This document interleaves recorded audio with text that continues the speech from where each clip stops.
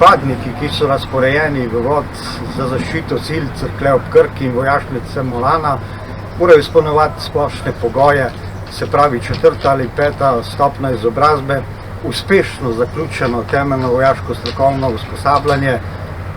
usposabljanje za pridobitev ved. Vojaki, ki so v našem vodu, jih tudi dodatno usposabljamo za ved letalstva.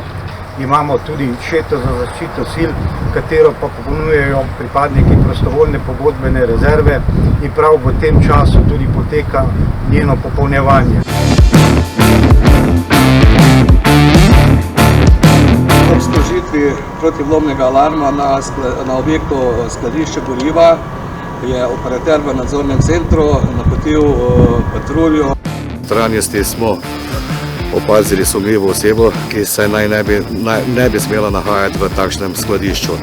Po pregledu osebe smo osebo pregledali, jo zavarovali ter preko vodje poveljnika varovanja poklicali vojaško policijo, ki ga je tudi prevzela.